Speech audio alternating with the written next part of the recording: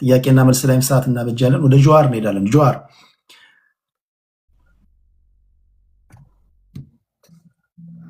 እሺ፣ አመሰግናለሁ። አይ ቲንክ ኢትስ አ ፋሲኔቲንግ ዲስከሽን። አራት ሰዓት ሊሆነን ነው። ሀሳብ አድርጌበት እንጨርሰውና ከዚህ በኋላ ሌላ ጊዜ ደግሞ በእነኚህ ቶፒኮች ዘርዘር አድርገን ሌሎች ሰዎችንም አስገብተን እንወያያለን። አንዱ ጥያቄ ይሄ ግብፅ የባዳ ባንዳ የሚለው ነገር አለ። የኦሮሞ ተረት አለ፣ ኢፊ ደደበኔ ረቢን ሰበኸኒ። ለራስህ ተዳክመህ ፈጣሪን ሰበብ ማድረግ አይሆንም። ወይም ደግሞ በረትህን ክፍት አድርገህ ጅብ መጥቶ በጎችን ሲበላ ጅቡን ብሌም ማድረግ አትችልም።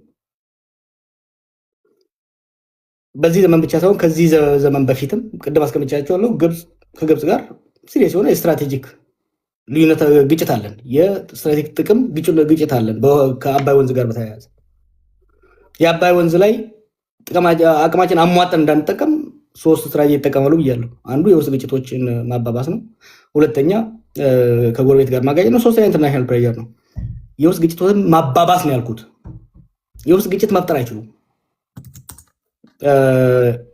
የኤርትራን እንዴት እንደሄደ ብታየው ፌዴሬሽኑ ሲፈርስ በንጉሱ ጊዜ ከዛ በኋላ ነው ፌዴሬሽኑ ሲፈርስ እና የፖለቲካ መድረኩ ሲዘጋ ወደ አመፅ ሄደ። ወደ አመፅ ሲኬድ በራችንን ከፈትን ማለት ነው ለግብጾች።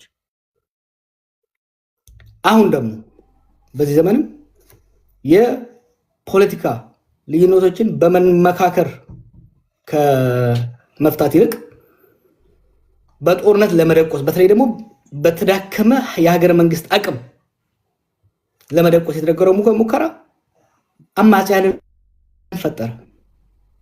በራችንን መልሶ በሰፊው ከንጉሱ ዘመንም ከደርግ ዘመንም በበለጠ በሰፊው አንድ በር ብቻ አይደለም ብዙ ቀዳዳዎችን በሰሜን በደቡብ በምዕራብ ከፈተብን። እንዴ ምን አርጉ ነው የምትሏቸው ግብጾቹ? ለራስ በር ከፍተህበት ለራስ አማጽያንን የሚፈለፍል ቅድም አንድ ሰው አንስቷል። አሁን እኮ ኢትዮጵያ ውስጥ ያለው የታጠቀ ቡድን ቁጥር መቁጠር ራሱ ከባድ ነው። መንግስት የሚያስታጥቀው ሌላው የሚያስታጥቀው ማዕት አማጺ አለ። ይሄ አማጺ ትጥቅና ስንቅ ያስፈልገዋል። ስለዚህ እድል ነው ማለት ነው ለግብጾች። በነገራችን ላይ አሁን ካለው ነባራዊ ሁኔታ እንዳውም የተጋላጭነታችን ያህል ኤክስፕሎይት አላደረጉንም። ለምንድን ነው? የድሮ አማጺያን በጣም ወደ ጠረፍ ላይ ወጥተው ነበረ ካምፕ የሚያደርጉት። ስለዚህ ብዙ ሰፕላይ ያስፈልጋቸው ነበር። አሁን ግን ለምሳሌ ፋኖ ኦላም አብዛኛው ካምፓቸው ጦርነቱም የተካሄደ ያለው ድንበር ላይ ሳይሆን መሀል ሀገሩ ላይ በመሆኑ ብዙ ድንበር መካከል ላይ ስላላቸው የዛን ያህል ቶታሊ ዲፔንደንት አይደሉም በውጭ ኃይሎች ላይ። ስለዚህ ይሄ ግብፅ እያልን የምናደርገው ነገር የገዢ ስልጣን ላይ ያለውን ቡድን ፕሮፓጋንዳ ለጊዜው ሊሰራ ይችል ይሆናል። this is a fact። ዘራፊና ተዘራፊ በኦሮሞ ውስጥም ዘራፊና ተዘራፊ ተፈጥሯል። በሌላው ብሔር ውስጥ ዘራፊ ስለ በማፊያ ደረጃ ፕሮባብሊ በኢትዮጵያ ታሪክ ለመጀመሪያ ጊዜ ስቴት ካፕቸር ሊያደርግ የተቃረበ የማፊያ ቡድን ተደራጅቷል። መለስ ከሞተ በኋላ ነው የተጀመረው ይሄ ነገር። ትልልቅ ፕሮጀክት ላይ የተመደቡ ጀነራሎች ስቴት ካፕቸር ጀመሩ። በአብይ ጊዜ ተባብሶ ከፍተኛ የሆነ መንግስታዊ ዘረፋም የመንግስት ስልጣን ተታኮ የሚደረግ ዘረፋ ከመንግስት ባለስልጣን ጋርም ፓርትነር የሆነ ሰፊ የዘራፊ ቡድን ተመስርቷል። በነገራችን ላይ ይሄ አብይን የሚበላው ይሄ ነው። ከኛ ቀድሞ እኛን ተቃዋሚን እሱ ሲፈራ ይሄ ነው የሚበላው። ቢኮዝ a mafia group an organized oligarchy የስቴት ሴኩሪቲን ፔኔትሬት አድርጎ የስቴት ቢሮክራሲን ፔኔትሬት አድርጎ ፕራይቬት ኢንትረስትን አድቫንስ የሚያደርግ አደገኛ የሆነ ማፊያ ተፈጥሯል። ይሄንን ባለፈው ወራት ኤክስፖዝ አድርገው የነበረው ነገር ነው። የብልጽግና የፖለቲካ መድረክ አልዘጋም። ይሄ እኮ ለካድሬ እያወራው ያለው አይደለም ወዳጅ። ይሄ ፖለቲካውን ማህበራችንን በደንብ የሚረዱ ሰዎች ያሉበት መድረክ ነው። ማንም ብልጽግና አያምንህም። አሁን አንተ ለምትለው ነገር የፖለቲካ መድረኩ ከ2020 በኋላ ጥርቅም ነው ያለው።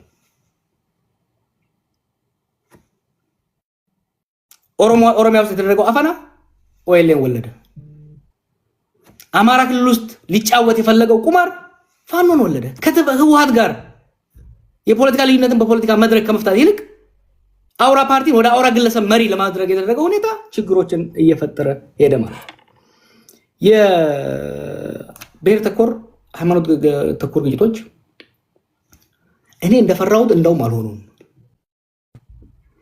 ካለን የውስጥ ተጋላጭነትና የውጪ ትሬት አንሳር በኢትዮጵያ ህዝብ ላይ ያለኝ እምነትና ተስፋ እንዲጠነክር ነው ያደረገው። የስቴት ሴኩሪቲ የሀገር ደህንነት ተቋማት በቀጥታ በሚሰርቡ ሴራ ይሄ ሁሉ ጉዳት ደርሷል። ሆኖም ግን ህዝባችን አሁን ደግሞ አልቻሉትም ጭራሽ። አንድ ኤግዛምፕል ልስጣችሁ። ልክ ይሄ ከፕሪቶሪያ በኋላ የፋኖ ኃይሎች መንቀሳቀስ ሲጀምሩ ከፍተኛ ስጋታችን በኦሮሞና አማራ መካከል የጎንዮሽ የህዝብ ለህዝብ ጦርነት እንዳይቀሰቀስ ነበር። ከአማራም ከኦሮሞም ስማቸውን ማልጠራ መንግስት ውስጥ ያሉ ከመንግስቱ ያሉ ልሂቃን በፍጥነት ተሰባስበን የነበረን ነገር ይሄ ነበር እና ከኦሮሚያ ውስጥ የተወሰኑ ሽማግሌዎችን ጠርተን ስናነጋግር ማንም አይሰማውም ነው የተባለው። ምን ሆነ? አንዱ የባለፈው ዓመታት ቀውስ ኢትዮጵያን የረዳው ነገር ምንድነው? it has had a humbling effect። ጦርነትን እስከ አፍንጫችን ስለተዋጋ ነው። ፕሮፓጋንዳን እስከ አፍንጫችን ስለለጠጥ ነው። ብሔረተኝነትን ሊበጠስ በሚችልበት ደረጃ ስለለጠጥ ነው። ሰከን ብሏል ህዝባችን። ተመልከታውን በመቀሌና በአዲስ አበባ መካከል ያለውን የሰሞኑን ፕሮፓጋንዳ በጣም ጥቂት ሰዎች ናቸው የሚሰሙት። አሁን ያለውን የጦርነት ጉሰማ እስከ ኖቬምበር 2020 ድረስ የነበረው የጦርነት ጉሰማ ኮምፔር አድርገው ያን የደመረው የጦርነት ጉሰማ ህዝቡ ሰምቶ ህዝቡ ያጨበጭብለት ነበር። እነ ጌታቸው ከመቀሌ ጦርነት ሲያውጁ ይጨበጨበ ነበር ትግራይ ውስጥ። እና አብይ ከዚህ ጦርነት ሲያውጁ ሲቀሰቅሱ ህዝብ ያጨበጭብላቸው ነበር። ዛሬ አጨብጫቢ የለም። የጦርነት አጨብጫቢ የጦርነት ፋቲግ ተፈጥሯል ኢትዮጵያ ውስጥ። ጉድ ቲንግ ነው። እኛም መገንባት ያለብን በዚህ ላይ ቢልድ እያደረግን መሄድ ያለብን። ማድረግ ያለብን ምንድነው? ይሄ ህዝባችን ውስጥ የገባው ምክንያቱም ህዝብ የጦርነትን ሮማንቲሳይዝ የማድረግ የበለው ጣለው ዘመቻ ምን ያህል ችግር ውስጥ ሞት በየቤቱ ገባ። ድሮ ጦርነት በኤርትራ በረሃ፣ በሐረርጌ በረሃ፣ በኦጋዴን በረሃ ነበረ። ዛሬ ጦርነት በደጋው ጎጃም፣ በደጋው ወለጋ፣ በደጋው ሸዋና አርሲ በመካሄዱ ሞት በየቤቱ ገባ። ታፍኖ መዘረፍ በየቤቱ ገባ። ያ ብቻ አይደለም። የጦርነቱ በኢኮኖሚ ላይ ያመጣው ጫና የኑሮ ውድነቱን ገጠር ያለውን ድሃ ሳይሆን ከተማ ውስጥ ያለውን በባንክ የሚሰራውን ደሞዝተኛውን ማከለኛን ባለሀብቱን አራቆተው፣ ልጆቹ መቀለብ አቃተው። ህዝባችን በአሁኑ ወቅት ጦርነት መስማት አይፈልግም። በዚህ ላይ እየገነባን መሄድ አስፈላጊ ነው ባይ ነኝ። የትንግርቱ ማድረስ አድርጎታል ከአማጽያን ቫይለንስ ጋር ኦነስት እንሆን። አሁን በአማራም በኦሮሚያም ያሉ አማጽያን፣ ትግራይም ያለው ኃይል የዲሲፕሊን እጥረት አለው። አማጽያን ልክ እንደ መንግስት ሰዎችን ይዘርፋሉ፣ ሰዎችን ይገላሉ። የነፃነት ታጋይ ነኝ ብለህ ጭቁን ህዝብን የምትገል ከሆነ፣ የነፃነት ታጋይ ነኝ ብለህ ምስኪን ገበሬን የምትዘርፍ ከሆነ አንተ ዛሬውንም ጨቋኝ ነህ። ስልጣን ከያዝ ከዚህ ይብዝብሃል። ስለዚህ ጥሩ እውነት ነው። በወይሌ ስም ያደራጀው የመንግስት ኃይል ነበር። በፋኖ ኃይል ስም የተደራጀ አለ። እነሱ ላይ ግን ብሌም ማድረግ ብቻውን በቂ አይደለም። አማራ ክልል ውስጥ አፈናዎች አሉ። ኦሮሚያ ክልል ውስጥ አፈናዎች፣ ግድያዎች አሉ። ዘመነ ካሴም ሆኑ መሮ ድሬባ በስራቸው ያለውን ኃይል አደም ማስገዛት መቻል አለባቸው። ይሄ ኃይል የኔ ነው፣ ለሚያጠፋው ጥፋት ኃላፊነት ወስዳለሁ ማለት መቻል አለባቸው። ይሄንን ለኢትዮጵያ ህዝብ ብለው አይደለም፣ ለኦሮሞ ለአማራ ህዝብ ብለው አይደለም። የመንግስትን ወታደር በዲሲፕሊን ያልበለጠ አማጺ የትም አይደርስም። ሰው እኮ አማጺ፣ ህዝብ እኮ አማጺን የሚደግፈው ከመንግስት ወታደሮች አፈናና ግድያ ለማምለጥ ነው። አማጺም ልክ እንደ መንግስት ወታደር ሰው የሚገል የሚዘርፍ ከሆነ ከሁለት ዘራፊ ሊመርጥ አይችልም ህዝብ። በሁለት ዘራፊ ውስጥ መካከል በሚደረግ ግብግብ መንግስት ነው የሚያሸንፈው። አክቲቪስቶችም ሆነ ምሁራኑም ሆነ የተቋሚ ኃይሎች በነፃነት ስም በነፃነት ትግል ስም በህዝብ ላይ የሚደረግ ማንኛውም ዘረፋ፣ ግድያ፣ አፈና መቃወም አለብን፣ ማጋለጥ አለብን። ኦሮሚያ ውስጥ አሁን የጀመርነው ነገር አለ። እነ ትንግርቱም ሌሎቻችን መውሰድ ያለባቸው የሚጠቅማቸዋል ብዬ የማስበው ኦኤልኤ ሲነሳ ከዛ ተበጣጥሰው ከመንግስት ጋር መንግስት አሁን የሚገርም ነገር ነው የፈጠረው። ወደ መንግስት እጅ የሰጡትን ኃይሎች ጸጉራቸውን ዩኒፎርማቸውን ሳይለውጥ መልሶ አስተማርቷቸዋል። ስለዚህ ዋና ኦኤልኤ ይሁን የመንግስት ኦኤልኤ ሰው አያውቅም። ተመሳሳይ ልብስ ተመሳሳይ ስታይል ስላላቸው አሁን ያደረግነው ምንድን ነው? አንድ ወረዳ ላይ አንድ ቀበሌ ላይ በኦኤልኤ ስም ዘረፋና ግድያ ሲካሄድ መረጃ ይመጣልናል። ያ መረጃ ሲመጣልን ለዋናው ኦኤልኤ መልእክት እናስተላልፋለን። በምስራቅ ሸዋ በወሰት ወረዳ ሩኬቻ ቀበሌ ውስጥ እንዲህ ተደርጓል። እዛ አካባቢ ያለው ኃይል ያንተ ነው ወይ? ያንተ ከሆነ እርምጃ ውሰድ፣ ቅጣ፣ አስተካክል። አይ የኔ አይደለም ካለ ህዝባችንን ያ የነፃነት ሰራዊት ሳይሆን የፖለቲካ ኃይል ሳይሆን ተራ ሽፍታ ነው ካልከው ባይዘው አማጺ ሰውን ፋኖንም ኦኤልኤንም የሚያባብለው የፖለቲካ ኃይል ስለሆኑ ብቻ ነው። የፖለቲካ ጃኬቱን ካወለክለት ተራ ሽፍታን ህዝቡ ልክ ያስገባዋል። ስለዚህ አማጺያንም ከመንግስት በእጥፍ ድርብ የተሻለ ከመንግስት ወታደር እጥፍ ድርብ የተሻለ ዲሲፕሊን ማሳየት መቻል አለባቸው። ምክንያቱም ህዝባችን በተለይ በቀጠሩ አንዱን በሬ ያርድበታል፣ አንዱ መጥቶ ያኛውን በሬ ያርድበታል። መሬቱ ሳይታረስ ያድራል። this is ridiculous። ይሄንን ሁሉም አማጺያን ሲሪየስሊ ወስደው በወታደሮቻቸው ላይ አንደርስታንድ አድርጋለሁ። የአማጺያን አፈጣጠራቸው በአንድ የመጣ ስለሆነ የተማከለ ዲሲፕሊን ያለው ኃይል መፍጠር ጊዜ ይወስዳል። ከዚህ በላይ ግን የኔ ወታደር አይደለም እያደረገ ያለው በማለት በወለጋም ይሁን በሌላ የሚደረገው ወለጋ ላይ ስፔሲፊክ ያለው ነገር ባለፈው ብዬ ነበር። ራስን ጠይቅ። ወለጋ ላይ ከ2019 ከ2020 እስከ 2022-23 ድረስ አማራ ነበር ሲገደል የነበረው። መንግስትም ሲለው አማራ ተገደለ፣ በኦኤልኤ ተገደለ ነው። ኦል ኦፍ ሰደን አሁን ደግሞ ፋኖ ኦሮሞን ገደለ ነው የሚባለው። ይቺ የፖለቲካ መሰሪነትንም መረዳት ይሄን ለመቋቋም የምናደርገው ኮሚኒኬሽኖች መሻሻል አለባቸው። ያማጺ አመራር በስራችሁ ያላቸው ወታደሮች አደብ አስገዙ፣ ዲሲፕሊን አስገዟቸው። ከዛ የተረፈውን በህዝባዊ ትግል ማስተካከል የሚቻል ይሆናል። የአማራ ትግል የኦሮሞ ትግል ጊዜውን እንወስደዋለን። የአማራ ትግል እንደ ብሔር ተጨቁናል ብሎ ወጥቷል። ምንም ጥያቄ የለውም። ስለዚህ የቡድን ጥያቄ አለው። ግን በኢኮኖሚው እየተደቆሰ ነው፣ እየተዘረፈ ነው። አማራ ክልል ውስጥ የአማራ የራሱን የቻለ ማፊያ አለ፣ ከብልጽግና ጋር ሆኖ ሀገር የሚዘርፍ የሰሊጥ ነጋዴው ማለት ነው። ትንግርቱ በደንብ ያውቁታል። ይሄን የመደብ ትግልም አማራ ውስጥ መካሄድ አለበት፣ ኦሮሚያ ውስጥ መካሄድ አለበት፣ ትግራይ ውስጥ መካሄድ አለበት እና ብላ ከሆነ ትግራይ ዘንደርጎ በጣም ኢንትረስቲንግ የሆነ ፋሲኔቲንግ የሆነ ጦርነት ባይኖር ፋሲኔቲንግ የሆነ ነገር እየመጣ ነው ኢትዮጵያ ውስጥ። ለ50 ዓመት በህዋት የበላይነት ነበረ የትግራይ ትርክት ሲመራ የነበረው። ዳዚ ኖ ሞር ትርክቱ የዲሞክራሲ ትግል አካል ነው ብዬ ነው የማስበው። ብሔረተኝነቶች የትግራይ፣ የአማራ፣ የኦሮሞ ብሔረተኝነቶች የኢንተርናል ቻሌንጀር መምጣቱ ሊበራላይዚንግ ኢፌክት አለው። ቴዲ ወደፊት ልንዋየው እንችላለን እና በጣም ኢንትረስቲንግ የሆነ ነገር ነው እያየው ያለሁት። ወደ ጦርነት እስካላመራ ድረስ በኦሮሞ መካከል ያለው ክርክር አሁን ብልጽግና ከአማራ ሲጋጭ ኦሮሞ በሙሉ ሆ ብሎ ከጀርባው የሚሰለፍ ነው የመሰለው። አላገኘውም። ምክንያቱም ብሔረተኝነቶች እየላሉ ነው እየሄዱ ያሉት። የራሳቸው የኢንተርናል ሪፎርም እያደረጉ እየሄዱ መሆኑ ነው። ማገባደጃ ላይ ናሽናል ዳያሎግ ላይ ቴዲ ደጋግመሃል፣ በደንብ አላየንበትም። ይሄ ናሽናል ዳያሎግ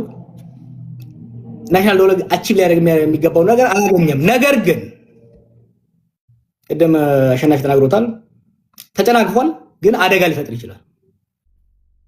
ለወደፊት ንትርኮች መንስኤ ሊሆኑ የሚችሉ አዳዲስ ህጎችን፣ አዳዲስ ውሳኔዎችን ሊያስተላልፍ ይችላል። በ95 ህገ መንግስቱ ሲወጣ ሁሉን አካታችና አደራዳሪ ስላልነበረ ህገ መንግስቱ ቅቡልነት ማነስ ብቻ ሳይሆን የግጭት መንስኤ ሆኖ ቀጠለ። አሁንም የናሽናል ዳያሎግ ወይም ደግሞ ብሔራዊ ምክክሩ እየተደረገ ያለው ዋናው ዓላማ ህገ መንግስቱን ለማሻሻል ነው። አብይ ፕራይመሪ የሚፈልገው የፕሬዝዳንት ለመሆን ነው። ከዛ ምንም ችግር የለኝም። እኔ ግን የጎንዮሽ ግንኙነቶችን የበለጠ ሊያሻክሩ የሚችሉ ሊያጋጩ የሚችሉ ውሳኔዎች እንዳይወሰኑ ከፍተኛ ርብርብ ማድረግ ያስፈልጋል። ትንግርቱ ቅድም ነግቶታል። ልዩነቶች አሉ። እነኛ ልዩነቶች ለመፍታት አስቻይ የሆነ የፖለቲካ ምህዳር እስካልተመሰረተ ድረስ አስቻይ ያልሆነ የፖለቲካ ምህዳር ውስጥ የሚወጡ አዳዲስ አከራካሪ ህጎች ካንሰር ነው የሚሆኑት። አሁን ያሉትን ግጭቶች ማስቆም ብቻ ሳይሆን አባብሰው ለሌሎች ግጭቶችና ቁርሾች መንገድ እንዳይከፍቱ መረባረብ ያስፈልጋል። በጣም ነው የማመሰግነው ቴዲ። you have done a wonderful job። ፓናሊስቶችም በጣም የሚገርም ስራ የተደረገው። ብዙ ጊዜ እኔ ወደ ቲክቶክ ስመጣ ቲክቶክን የዱርዬ ሰፈር ሚዲያ፣ ሶሻል ሚዲያ የመድረክ ነው። ያም መድረክ ለብጥብጥ፣ ለቀልድ፣ ለመሰዳደብ ከተጠቀምክበት ይሆናል። ለቁም ነገር መጠቀም ይቻላል። ይሄን ሚዲያ እስካሁን ጥሩ ስራ እየሰራችሁ ያላችሁት፣ ወደፊትም እኔም ሌሎችንም እያመጣን ዛሬ ባየነው መሰረት በኢትዮጵያ ሰማይ ስር ተወያይተን ልንፈታው የማንችል አንድም ችግር የለም። እኔና ትንግርቱ ልንመልሰው የማንችለው በአማራና ኦሮሞ መካከል የሚነሳ ጥያቄ የለም። እኔና ቴዲ ልንመልሰው የማንችለው ቢጠየቅ የሚጎረብጠን ጥያቄ በኢትዮጵያ ውስጥ የለም። ለዚህ ናትኝ የባዕድና የምናምን ነገርን ባዳና ባንዳ የሚሉት ነገር ባንዳን የሚፈጥረው የፖለቲካ ምህዳር መዘጋት ነው። ባዕድን የሚጋብዘው የፖለቲካ ምህዳር መዘጋትና ወደ ጦርነት መሄድ ነው። እና እንደዚህ አይነት ፓናሎችን አዘጋጇቸው። የመንግስት ሰዎችም የተለያዩ አመለካከት ያላቸው ሰዎች ይምጡ። ምንም የሚፈጠር ነገር የለም። ኢትዮጵያኖች በመወያየት ልዩነትን ያጠባል እንጂ የሚፈነዳ ፈንጂ አይኖርም። በጣም ነው ደስ ያለኝ። ቴዲ ለቴዲ ባላችሁበት አንድ ያጨብጭቡለት። በጣም ነው የማመሰግነው። ቴንኪው። ሌሎቻችሁ የምትሉት ነገር ካለ ትሉና እኔ መጨረሻ አጠቃላይ የምሰናበታለን። እሺ ቴዲ ዋን ሚኒት ኮመንት ላይ አድርጌላለሁ። ሌላው እንዳለ ሆኖ መጨረሻ ላይ ያነሳው ጀዋር እንደውም ከዚህ ከመምጣቴ በፊት የሆነ ሩም ላይ ዲስከሽን ነበረን። ችግራችን ሁሉ ብልጽግና ብለን ካቆምን የራሳችንን ችግር ደግሞ ኮንፌስ አድርገን ሰልፍ ክሪቲሳይዝ ማናረግ ከሆነ ብልጽግናን ከጣልነው በኋላ እኛ ያለን ችግር ከብልጽግና በላይ ካንሰር ይሆንብናል በሚል አንፃር አይኖ አንበሳውን ድርሻ ብልጽግና ነው ያለው፣ ግን እኛ የአብርሃም በጎች ነን ብለን እንደ ተቃዋሚ ካነሳን ችግር አለብን። ሶ that's why ኦላን አስመስሎ ፋኖን አስመስሎ ምንን አስመስሎ የሚያደራጃቸው ኃይሎች አሉ። the same thing ግን በእውነተኛ መዋቅር የተደራጀው ኃይል የስነ ምግባር ልዩነቶች፣ የስነ ምግባር ችግሮች፣ ያፈጻጸም ዓላማ የሚባለው ይሄ እንደዛ ካዮ የምንላቸው ሂደቶች ውጪ የሚደረጉ አሉ። ኢንፊልተርድ ሆኖ የሚደረጉ ስራዎች አሉ። እነዚህ በደንብ ጠንቀቅ አድርገን ሰልፍ ክሪቲሳይዝም ላይ መስራት። ፖይንት ማድረግ የፈለኩት ትንግርቱ ወንድሜ ያነሳው ላይ እኔ ችግር የለብኝም፣ ግን በኮንፊደንስ የምናገረው ወለጋ ነው ተወልጄ ያደግኩት። አንተ ወይ ደግሞ ባህር ዳር ጎንደር ከሚኖረው አማራ በላይ ወለጋ ለሚኖረው አማራ እኔ ነኝ ያለኝታ። ራጂ ጊዜ ወስደን ይሄን በስፋት ፖይንት እሷን መንካት ፈልጋለሁ። ስለዚህ ችግራችን የአማራ ህዝብ ስርዓቱ ጎዳኝ ብሎ ሊገለኝ መጣ ብሎ ስርዓቱን ቢታገል ችግር የለብንም። እየሞተ ያለው ንጹህ ማህበረሰብ ነው። ስለዚህ ዲናውንስ አርጉ። የእናንተ ኃይል ካልሆነ ሰውን የሚገለው ንጹሃንን የሚገለው ዲናውንስ አርጉ። እኔ ከመከላከያ ጋር ቢታገል ሊገለው የመጣውን ቢገል ችግር የለብኝም። ንጹሃን ማህበረሰብ ግን ለምን ይሞታሉ? ዲናውንስ አድርጉ። ያ ከሆነ ወለጋ ላይ ያለው ችግር ውስብስብ ነው። የመንግስት ድርሻ እንዳለ ሆኖ የማንነት ጥቃት ደርሶብኛል በሚል ጥላ ስርም ንጹሃን እየሞቱ ነው። እንደተባለው ከዚህ በፊት ነግሬያችኋለሁ። የፖለቲከኛ ተቀዳሚ ተግባሩ ሚዲያን መጠቀም ነው። ሚዲያ ደግሞ እንደምትሉበት ነው። ተሳዳቢ ጋጦጦች ጋር የምትሉ ከሆነ ስድብ ነው የሚጠብቃችሁ እና ሁሉንም ሚዲያ መጠቀም አለባችሁ። የብልህ ፖለቲከኛ ተቀዳሚ ተግባሩ ያ ነው። በዚህ ጀዋር በተደጋጋሚ ነግሬያችኋለሁ። የገባችሁበት ይመጣል። ኢንስታግራም ላይም ካላችሁ ይመጣል። በፖስታ መጻጻፍም ከጀመራችሁ መጻጻፍ ይጀምራል እና ይሄ በጣም ሊበረታታ የሚገባው ነገር ነው። አታኩርፉ። ዛሬ ያልገባችሁ ጥያቄ ያላቀርባችሁ ሰዎች ይሄ መጀመሪያ ነው፣ ይቀጥላል። ከሰማይ በታች አሉ የምትሏቸውን ጥያቄዎች ሁሉ ታመጣላችሁ። አስሎንጋስ በጨዋነት እስከሆነ ድረስ ሰዎች በቁም ነገር የሚያደምጡት ነገር መሆን አለበት። ስለዚህ አንደበቶቻችሁን ቃላቶቻችሁን መርጣችሁ መሬት ላይ ባለው በሀገራችሁ ጉዳይ ላይ መወያየት አለባችሁ። ታፕታፕ ላደረጋችሁ፣ ኮፒ ሊንክ ሼር ላደረጋችሁ በሙሉ ልባዊ ምስጋና ይድረሳችሁ። እንደው በዚህ ጉዳይ ላይ ሳልናገር ምናል ማልፎ ነገር የለም ብትሉም ችግር የለውም። በሚቀጥለው ስለምንገናኝ ሁላችሁንም እግዚአብሔር ያክብርልኝ። ላሰናብታችሁ፣ እኔም ልሰናበታችሁ። መልካም ጊዜ ይስጥልን። ደህና ሁኑ። ቻው።